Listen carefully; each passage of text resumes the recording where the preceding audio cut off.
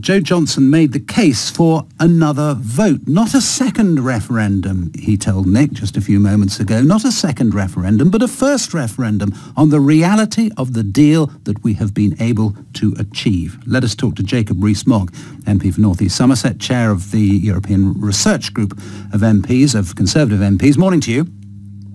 Hello, good morning. Could we start with that last point from Joe Johnson? He made it very strongly. He said another vote would not be a second referendum. It would be a first referendum on the reality of the deal.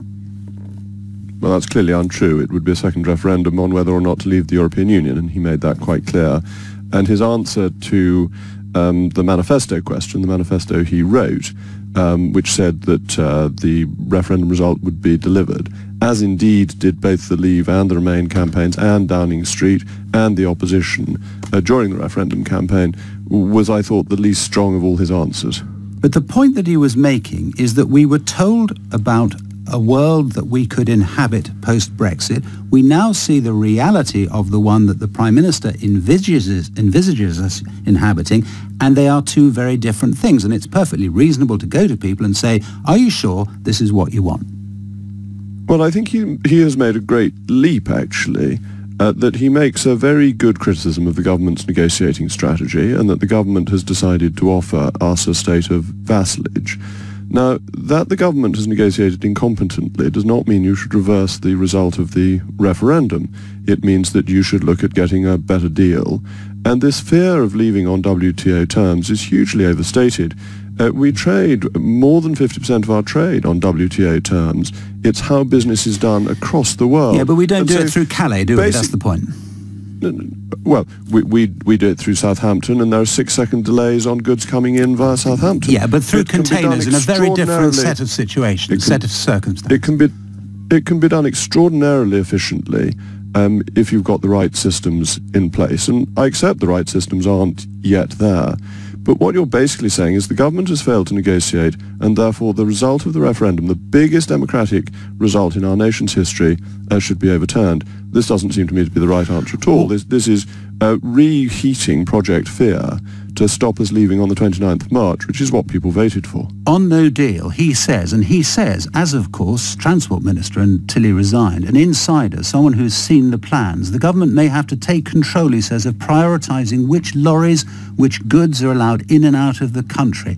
An extraordinary and unworkable intervention for a government in an advanced capitalist economy. Then Kent becoming a lorry park, etc., etc. He has seen these plans, and all he's saying is, well, if this is what comes to pass, surely people should have a vote first. Well, you use the word if, which is a crucial and important word, that it is right for the government to prepare for the worst possible outcome. And there has always been a risk that, had you listened to my collected speeches during the referendum campaign, you would have heard me refer to, but I doubt you did. You probably have better things to do. There's always been a risk that the EU decides upon a punishment Brexit, which makes life very difficult for us immediately when we leave. That has always been a risk, and it was a risk inherent in the vote to leave, and it was a risk that was highlighted during the referendum campaign by the Remain side, who constantly tried to frighten us into voting to remain in the European Union. And yes, of course the government is making plans for things that may go wrong. That does not mean that they will go wrong. But he is, I mean, again, I come back to the fact that he is an insider. He has seen not just these plans, he thinks that they would happen in the event of no deal. Are you saying for certain that they wouldn't? George Osborne was the ultimate insider when he said we would have a punishment Brexit. Lots of terrible scares that have been raised have not come to pass.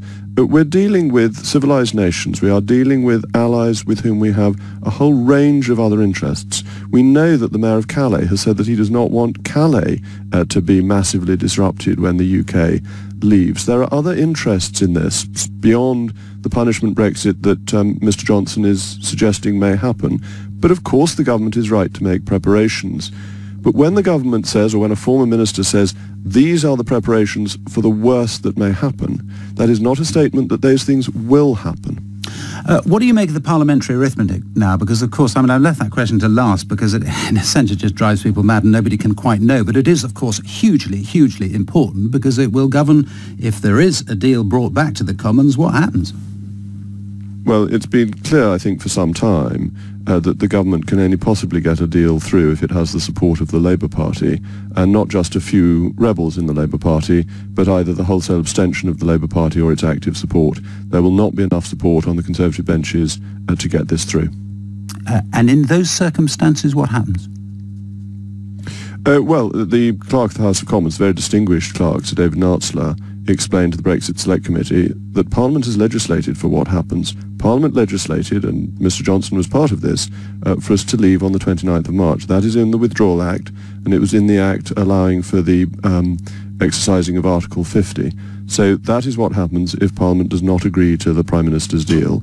But the Prime Minister should still try and get a better deal. The EU has offered us Super Canada from the very beginning, pretty much. It's been offered by Donald Tusk, it's offered by Monsieur Barnier, it's offered for the whole UK, and the government needs to move towards that, something that would be in everybody's interest and would deliver a deal that would smooth the edges of our departure. Jacob Rees Mogg, thank you.